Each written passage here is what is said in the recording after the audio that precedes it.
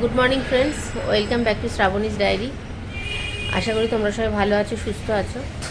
আমিও ভালো আছি। তো আজকের ব্লগটা তোমাদের দাদাকে দেখিয়েই শুরু করলাম, কেননা আজকে ওর একটু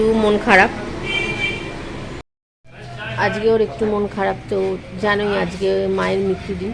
আজ 2 তারিখ, মানে 2রা জানুয়ারি। তো ওই জন্য চুপচাপই আছি। আমরা দোকানে চলে এসেছি, দোকানে রান্নাও মোটামুটি করেছি, তো এখনও চলছে, কিছু কিছু এখনও বাকি আছে। আর আজকে যেহেতু বৃহস্পতিবার, সেই জন্য গিলেমেটে আর চিকেনটা আজকে করব না, বাদ দিয়েছি। আজকে শুধু মাছই করব, আর ভাত আর তরকারি, ডাল এগুলো থাকবে, আলু সেদ্ধ, পাঁপড় ভাজা যেমন থাকে। আর রাত্রিবেলা রুটি তরকা তো থাকবেই। তো আজকে সবারই একটু মনটা খারাপ, কারণ এই দিনে মা ছেড়ে চলে গেছিলো আমাদেরকে। সেই জন্য কিন্তু দোকান তো আর বন্ধ রাখা যাবে না, দোকান তো খুলতেই হবে। হুট বলতে হুট বন্ধ করতেও পারবো না, কারণ অনেক লোক খেতে আসে, তো তাদের অসুবিধা হয়ে যাবে। আগে থেকে জানিয়ে রাখলে আলাদা ব্যাপার, সেই জন্য দোকান খুলেছি। আর এদিকে ছেলেরও আজকে স্কুলের লাস্ট ডে ছুটির, কাল থেকে ওর স্কুল খুলে যাবে। আর আমার এই পেছন দিকে যে দোকানগুলো দেখতে পাচ্ছে, এগুলো বন্ধই থাকে সকালবেলা। এরা মোটামুটি খুলতে খুলতে 2:30, 3টে এরকম টাইমে এরা খোলে। কেননা একটা হচ্ছে রোল চাউমিনের, একটা চাউমিন আর ফ্রাইড রাইস, চিলি চিকেন এসবের দোকান, আর তার পাশেরটা হচ্ছে গিয়ে কাবাব ফাবাবের দোকান। এরা বিকেলের দিকেই খোলে। বিকেল বলতে ওই দুপুরবেলা ধরো 2:30, 3টে নাগাদ এরা খোলে। তার আগে এরা কেউ আসে না। আমি এইদিকে একাই থাকি।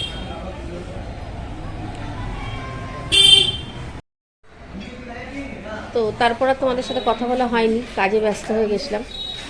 এখন দুপুরবেলা একটু ফাঁকা পেয়েছি, এখনও বসে আছি। মানে লোকজন খাওয়া দাওয়া শুরু হয়ে গেছে, আমি বসে আছি একটু ফাঁকা আছে বলে।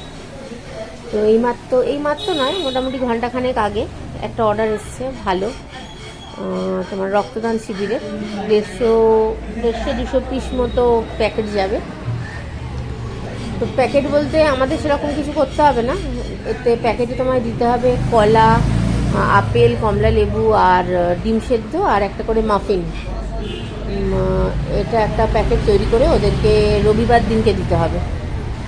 রোববার দিন রক্তদান শিবির আছে, তো ওই দিন দিতে হবে ওদেরকে। এই মাত্র বাবা এলো, এসে বললো যে এরকম অর্ডার আছে একটা, তো পারবি কি রেডি করে দিতে? না, রেডি করার কোনো অসুবিধা নেই, একটু খাটতে হবে এই যা। তো সেই জন্য নিয়ে নেওয়া হয়েছে।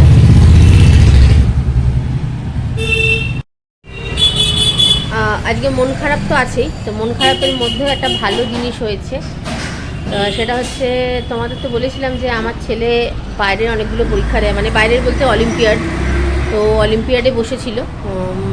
আজকে সায়েন্সের রেজাল্ট বেরিয়েছে। তো সায়েন্সে ও গোল্ড মেডেল পেয়েছে একটা। আজকে মানে আমরা ইন্টারনেটে একটু আগে রেজাল্টটা চেক করে দেখতে পেলাম। তো সেটাই তোমাদের সাথে শেয়ার করলাম, যে যাই হোক, মন খারাপ থাকা সত্ত্বেও একটা ভালো খবর, মানে মন খারাপের মাঝেও একটু আনন্দ আর কি। তো ছেলে তো ভীষণ খুশি হয়েছে, বাবাও খুব খুশি, আর ওর বাবা তো খুশি হয়েছেই। তো সেটা শেয়ার করার জন্যই তোমাদের সামনে আরেকবার এলাম। তো পরে আবার কথা বলবো, এখন আবার লোকজন আসছে খেতে, তো পরে তোমাদের সাথে আবার কথা বলছি। বাড়ি চলে এসেছি, রাত্রিরে খাবার নিয়ে বসে পড়েছি। রাত্রিরে আজকে রুটি আর ঘুগনি করেছে মা, বাড়িরই খাবার, দোকানের নয়। আর তোমাদেরকে এখন ঠিকমতো আমি ব্লগ দিতে পারছি না, অ্যাকচুয়ালি সময় করেই উঠতে পারছি না, আর সেই জন্য দেওয়া হয়ে উঠছে না, গ্যাপ হয়ে যাচ্ছে, প্রায় 2 দিন 3 দিনের গ্যাপ হয়ে যাচ্ছে। তো যেটুকু পাচ্ছি তোমাদের সাথে কথা বলছি, শেয়ার করছি। নিজেরও খারাপ লাগছে যে কন্টিনিউ ব্লগ দিতে পারছি না বলে।